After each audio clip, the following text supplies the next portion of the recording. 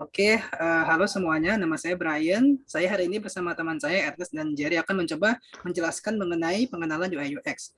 Nah, topik yang akan kita bahas hari ini adalah perbedaan dari UI UX sendiri dan prinsip dari mendesain. Oke, untuk UI UX dan perbedaannya, UI sendiri merupakan kesingkatan dari user interface dan UX merupakan singkatan dari user experience.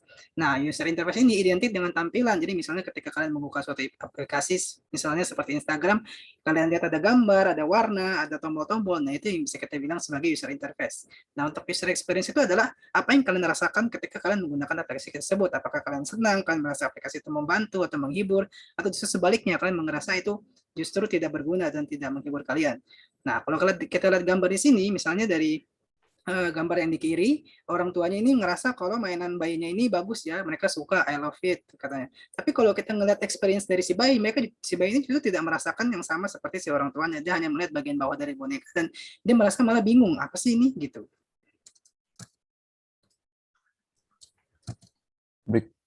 Berikutnya desain principle.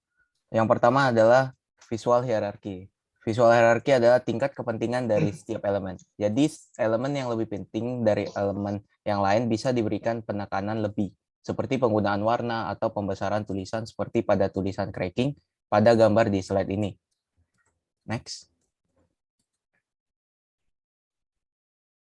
Selanjutnya color. Color ini terdiri dari heksadesimal, yaitu terdiri dari angka dan huruf. Lalu ada RGB atau red, green, blue yang terdiri dari angka saja.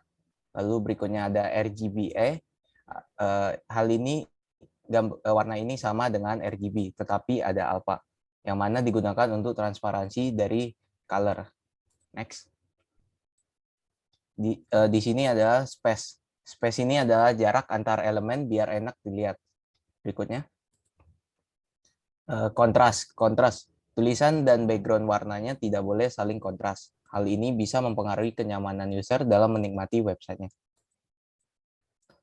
Lalu berikutnya ada proximity. Proximity di sini adalah pemecahan dari satu kubu menjadi dua kubu, agar user dapat mengerti lebih spesifik isi konten yang dibawakan.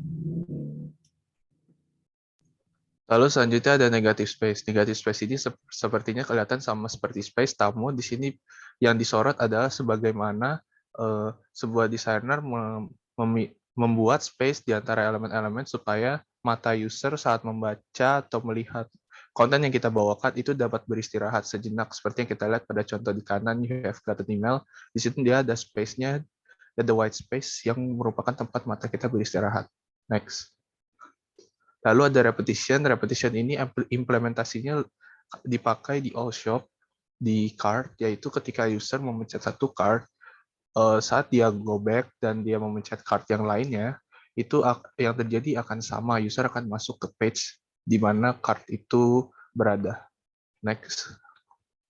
Untuk pattern design sendiri, ini adalah flow yang diatur oleh seorang desainer supaya sang user ini mengikuti arahan desainer dalam membaca atau melihat konteks yang dibawakan.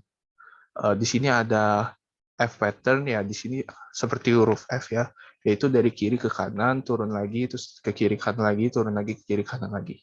Next. Lalu ada Z pattern. Z pattern ini seperti yang kita lihat berbentuk seperti Z yang artinya zigzag dari kiri ke kanan, turun kiri ke kanan. Oke, terus. Lalu di sini ada tipografi. Tipografi di sini adalah font yang kita pakai, namun harus sesuai dengan konteks yang kita bawakan. Nah, font ini harus konsisten ya, tapi kita bisa memakai lebih dari satu jenis font, namun font tersebut harus similar. Oke, sekian dan terima kasih.